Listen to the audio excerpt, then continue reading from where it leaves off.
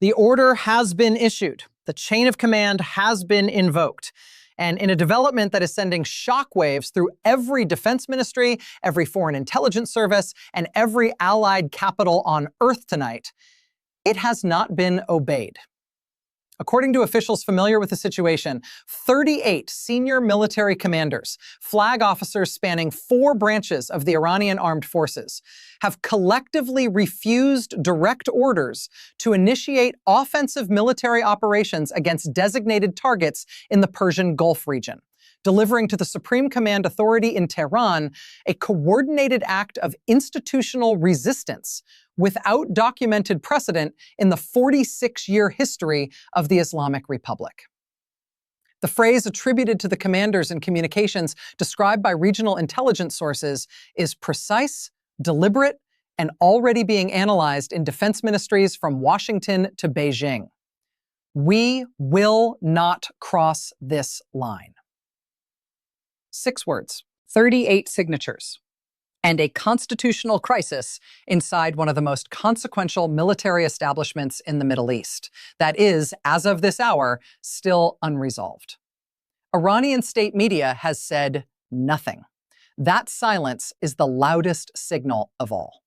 In a media environment where the Islamic Republic's official outlets routinely project images of military readiness, patriotic resolve, and supreme command authority within hours of any development that reflects institutional strength, the absence of any statement, any framing, any counter-narrative, any assurance of unity tells analysts everything they need to know about how the Supreme Command is currently assessing its own position.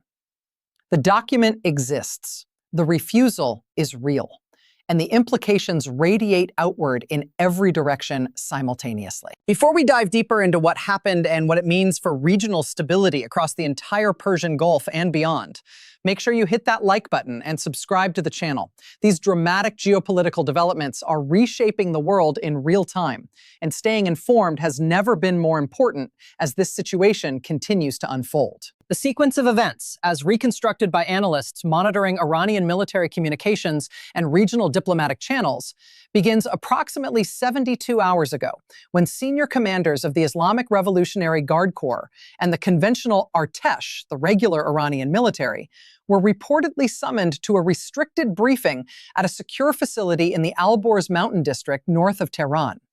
The briefing, according to officials familiar with its contents, presented a detailed operational plan for strikes targeting American naval assets and allied infrastructure in the Persian Gulf, a plan constructed in response to escalating American pressure and described by its architects inside Tehran's Supreme Command as a measured, proportionate assertion of Iranian deterrent capability.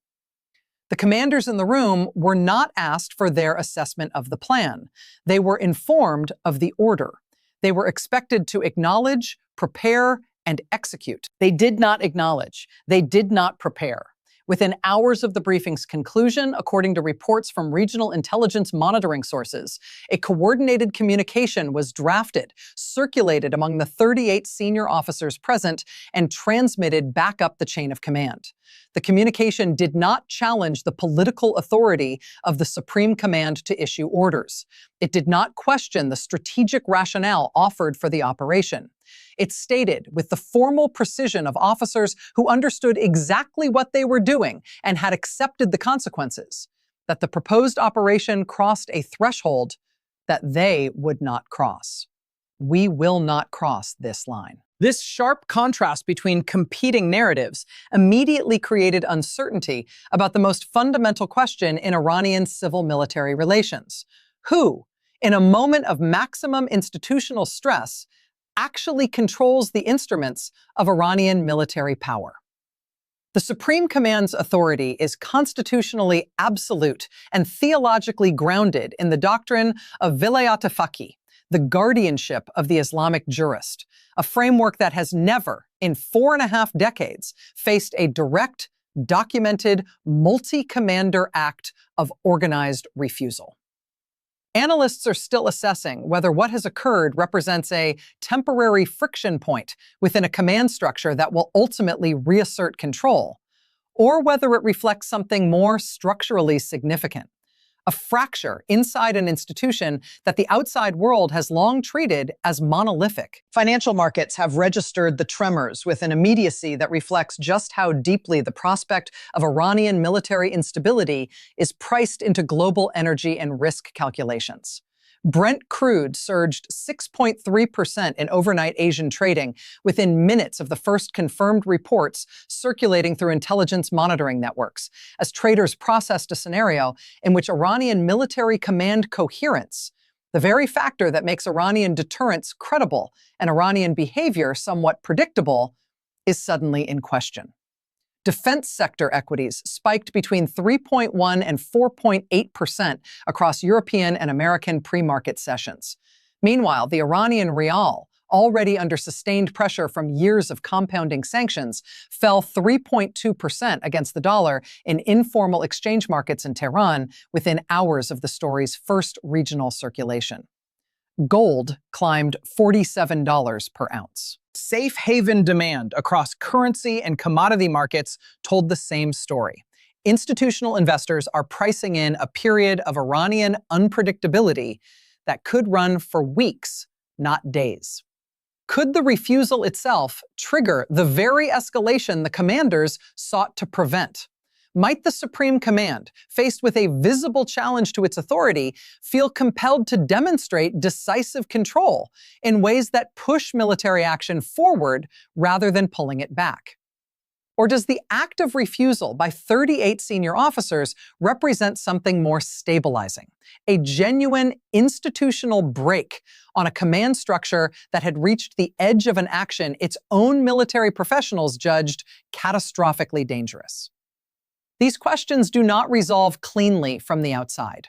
They are being worked through right now, in real time, inside a closed system by people whose deliberations will not be made public until their consequences are already visible. The United States military's posture in the region has shifted within hours of the refusal's confirmation reaching American intelligence channels. Naval assets in the Persian Gulf have moved to elevated readiness conditions, according to defense officials speaking on background, while diplomatic channels between Washington and Gulf partner states are operating at an intensity that regional analysts describe as consistent with a genuine contingency alert rather than routine coordination.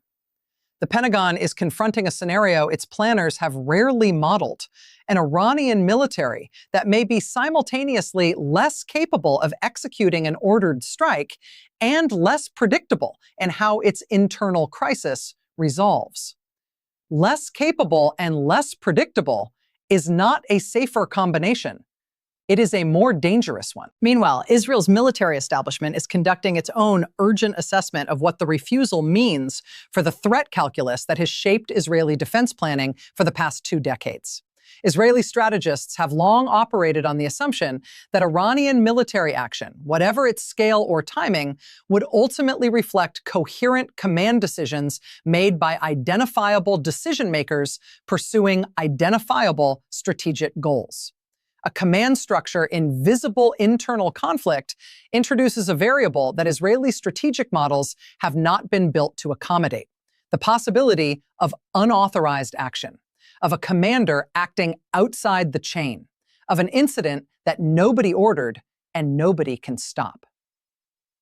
Within hours of the story's confirmation, Israeli defense officials were in emergency consultation with American counterparts, seeking assessment of command coherence that Washington was not yet in a position to provide with confidence. For ordinary people in the Gulf region and beyond, the immediate material consequence is arriving at the fuel pump and on the energy bill. A 6.3% surge in Brent crude, if sustained over the coming weeks as the Iranian command situation remains unresolved, could translate to 20 to 28 additional cents per gallon at American retail fuel stations within 30 days, according to Standard Energy Analyst transmission models.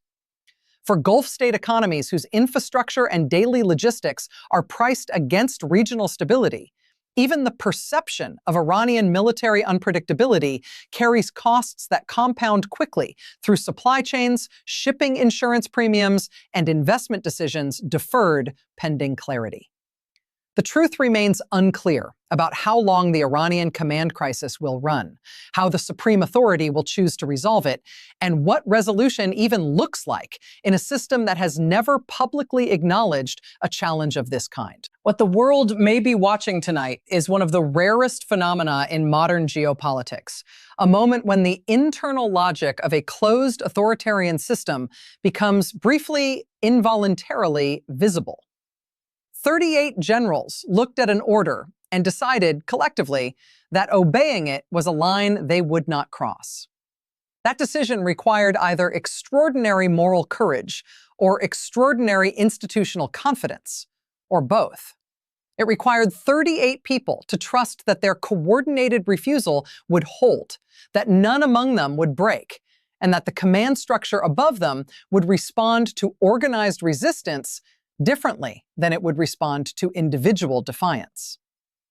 Whether that trust was warranted, whether the 38 remain in their positions tomorrow, whether the order is reissued or rescinded, whether the crisis resolves through negotiation or through force, the world watches and cannot yet know. What history suggests is that moments like this one rarely end quietly.